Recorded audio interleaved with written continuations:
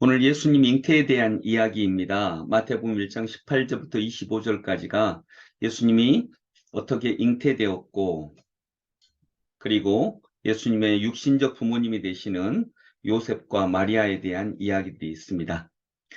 우리가 잘 알고 있는 이야기들이고요. 오늘 제게 주신 말씀은 예수 그리스도의 태어나심은 이러하다. 18절 말씀입니다. 여러분, 박역거세가 어떻게 태어났는지 아시나요? 역사의 기록은 알에서 태어났다라고 말하고 있습니다.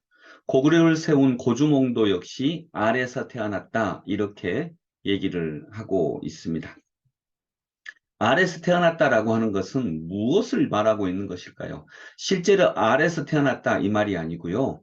보통 사람과 다르게 태어났다. 그는 특별한 사람, 한 나라를 세울 만큼 특별한 사람이기 때문에 특별한 방법으로 태어났다. 그는 보통 사람이 아니다라고 하는 거였겠죠. 그래서 알에서 태어났다라고 하는 이야기를 하고 있습니다. 세조에 대항해서 우리나라 조선 선비의 기계를 펼쳤던 사육신 중에 한 명인 성삼문 선생님.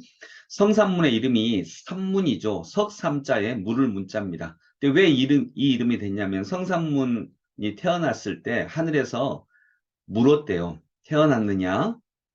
태어났느냐? 태어났느냐? 이렇게 세 번 물었다고 합니다. 그래서 이름이 삼문입니다.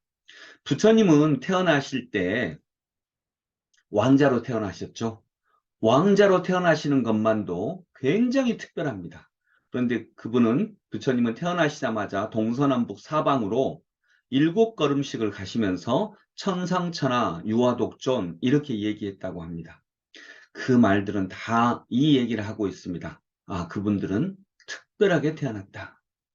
그런데 오늘 예수 그리스도의 태어나심은 이러하다 하면서 그 예수님의 태어나실 때 이야기가 나오는데 성령으로 잉태되었다라고 하는 요걸 빼면은요, 겉으로 보이는 그냥 보통 사람들이 볼 때, 세상 사람들이 볼 때 예수님의 태어나심은 특별한 것이 하나도 없습니다.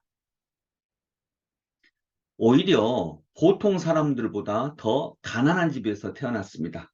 마리아와 요셉, 정말 왕도 아니고요. 특별할 것도 없는 사람들의 몸을 입고 태어나셨습니다. 보통보다 더 아래죠. 왜냐하면 방에서도 태어나지 못하고 말구유에서 태어났습니다. 지극히 평범했습니다. 그리고 하나님의 아들이신데 이 하나님의 아들이 태어나자마자 부처님처럼 어떤 놀라운 기적과 신비 이런 것들을 얘기하지도 않았습니다. 그냥 아기로 태어나셨습니다. 그것뿐이었습니다.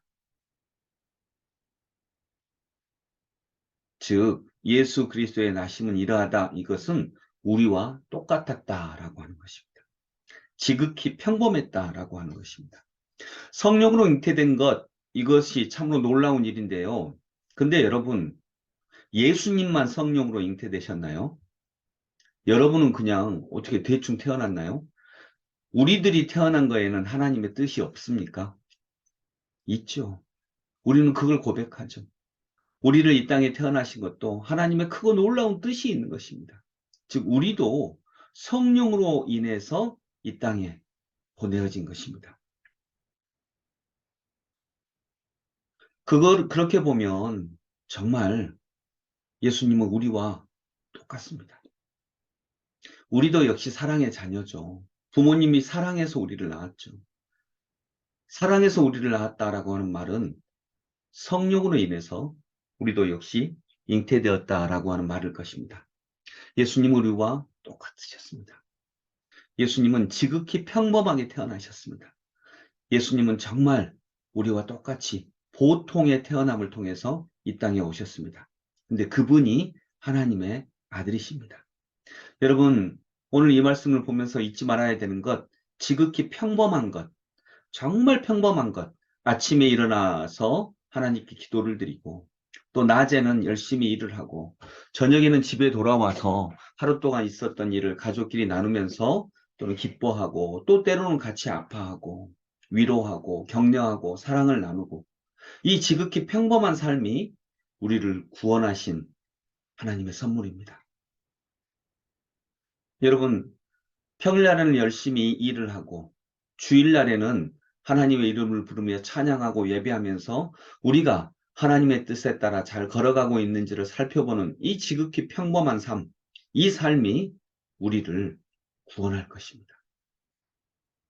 그래서 우리의 구원자이시고 위대한 하나님의 아들이신 예수 그리스도께서는 정말 지극히 평범하게 이 땅에 오셨습니다. 이런 평범한 일상, 이 평범한 일상이 일상 속에 특별하신 하나님의 은혜가 들어 있습니다. 하나님의 신비가 들어 있습니다. 부모는 자녀들을 사랑하고 자녀들은 부모를 존중하는 것. 이거 특별할 거 없죠. 평범하죠. 근데 이것이 모든 가족이 꿈꾸는 삶입니다. 부부가 서로 사랑해서 부부의 연인을 맺었으니까 부부가 서로 사랑한다. 이거 지극히 평범하죠. 특별할 거 없죠. 그런데 부부가 정말 사랑하는 삶이 우리 모두가 그토록 꿈꾸는 삶입니다. 평범함 속에는 놀라운 하나님의 뜻이 있습니다. 오늘도 이 말씀을 붙잡을 수 있기를 원합니다. 저희 아버지께서는 지금 걷지 못하셔서 병원에 입원해 계시는데 걸을 수 있다는 평범함, 이것이 정말 우리에게 주시는 큰 축복이며 은혜입니다. 오늘도 우리는 평범한 삶을 살아갈 것입니다. 그러나 이 평범함 속에는 하나님의 특별하신 은혜가 있습니다. 이것을 볼 수 있는 눈이 영성입니다. 기독교 세계관입니다. 평범함 속에 들어있는 하나님의 놀랍고 크신 신비롭고 크신 은혜, 이 은혜를 잊지 않는 오늘 하루가 되기를 소망합니다. 아버지 하나님 은혜를 감사합니다. 우리는 지극히 평범하게 살아갑니다. 그런 하나님, 이 지극히 평범함 속에 하나님의 놀랍고 크신 은혜가 있습니다. 우리의 구원자이시고 하나님의 아들이신 예수 그리스도께서 이 땅에 오셨는데 그 모습은 지극히 평범했습니다. 하나님, 지극히 평범하게 오신 예수 그리스도, 지극히 평범한 일상 속에 우리에게 놀라운 신비로우신 예수 그리스도, 오늘도 그분을 찬양하는 귀한 신앙생활 하게 하여 주옵소서. 예수 그리스도 이름으로 기도드립니다. 아멘.